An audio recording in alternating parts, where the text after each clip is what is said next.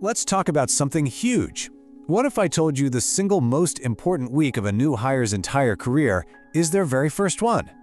Today, we're diving into why that initial week isn't just about handshakes and paperwork, but why it's a critical launchpad for building a culture of continuous learning that really pays off. Okay, let's kick things off with a number that might just shock you. 29%.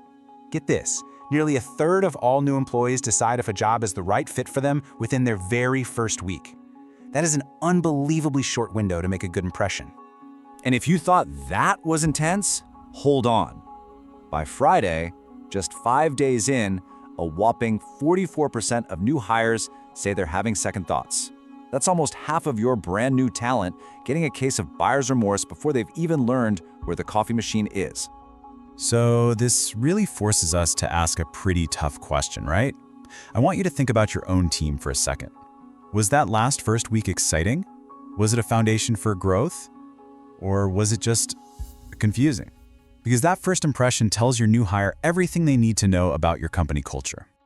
And that's why we have to talk about this as a closing window of opportunity. That first week, it's your one shot to really set the tone for long-term success.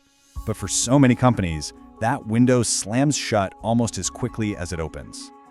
You know, it really boils down to a tale of two very different onboardings. The old way treats it like a one-and-done event. It's a total information overload, almost feels like a test. But the new way, the Learning Launchpad, it treats it as the start of a journey. It makes that person feel like an investment right from day one. And get this, it's kind of crazy when you think about it. 40% of onboarding programs just end after 1 week, right when the person is starting to get their bearings. They're treating this critical launchpad like it's the finish line. And that's a huge mistake, especially when you realize around 30% of new hires are gone within 90 days. And a lot of that is because of a bad start. So, what do we do about it? What's the solution? Well, it's all about completely reframing that first week. We need to stop thinking of it as an orientation and start thinking of it as what it is, a learning launchpad powered by continuous learning from the moment they walk in the door. And just so we're all on the same page, when I say continuous learning, I'm not talking about some boring once-a-year training seminar. No way. This is about building a habit. It's an ongoing, self-motivated drive to learn that's just part of the daily flow of work. And the payoff for getting this right, oh, it is huge. Companies that truly bake learning into their culture from the start see up to 50% higher retention. That's half. 50% more of your new people sticking around. That is a massive return on investment. But, it's not just about stopping people from leaving. The benefits are so much bigger than that. You're boosting morale, you're getting people productive way faster, and you're shaping good habits from the get-go. You're basically sending a giant signal that, here, we grow. Okay, so we've covered the why. Now let's get into the how. Let's talk about a real, practical playbook you can use to actually build this launchpad during that all-important first week.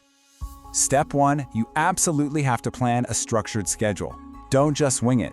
A great way to do it is to focus on the core stuff, HR, culture, intros, for the first day or two. Then, midweek, you dive into the role-specific training, and you wrap up on Friday by answering questions and setting clear goals for the next month. All right, step 2. We've all been there, right? That first day when your brain just feels full. To avoid that information overload, the key is bite-sized training. Break everything down. Think short videos, quick little lessons, easy-to-read guides. It helps people actually absorb and remember what they're learning. I love this quote because it really nails the mindset you need to have. Your job isn't done when they sign the offer. That first week, you are still selling them on why they made the right choice. You're reinforcing the mission and showing them the future they're now a part of.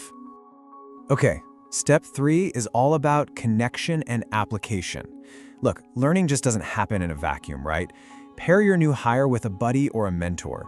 Give them small tasks where they can learn by doing. And most importantly, create a space where they feel safe to ask any and every question they have. And finally, this is a big one, don't forget this, some training is non-negotiable from day one. Security awareness is the perfect example. Why? Because the bad guys will be targeting your new employee from the minute they start. This protects them, it protects the company, and it starts building a culture of responsibility immediately. Okay, so you've built the launchpad. The rocket has taken off. But now what? The real magic, the real trick, is keeping that rocket in orbit. You have to sustain that momentum long after week 1 is a distant memory. And that leads us to this really powerful concept called everboarding. It's a simple idea, but it changes everything. You stop thinking about onboarding as a one-week event. Instead, you see it as a continuous journey of learning and development that lasts for an employee's entire time with you. And if you need a reason why everboarding is so important, just look at this chart. This is the forgetting curve, and honestly, it's terrifying. Without reinforcement, we can forget up to 90% of what we learn in just 1 week. All that great work you did in week 1 could just vanish. Poof, gone. So how do you fight back against this crazy forgetting curve? Well, there's no single magic bullet. It's about a consistent strategy. You have to keep reinforcing key ideas, give people easy access to learning materials, and continue that mentorship and knowledge sharing that you started in week 1. So, when you boil it all down, what's the big takeaway here? It's this. Investing time and energy into a learning-rich first week isn't just some nice, fluffy HR thing to do. It is a strategic move that sets the stage for everything that comes after, for engagement, for productivity, and for long-term success. So I'll leave you with this final thought. It's a question you really need to ask yourself about your own company. Is your first week a finish line, or is it a launch pad? Because honestly, that one choice, it defines the entire journey.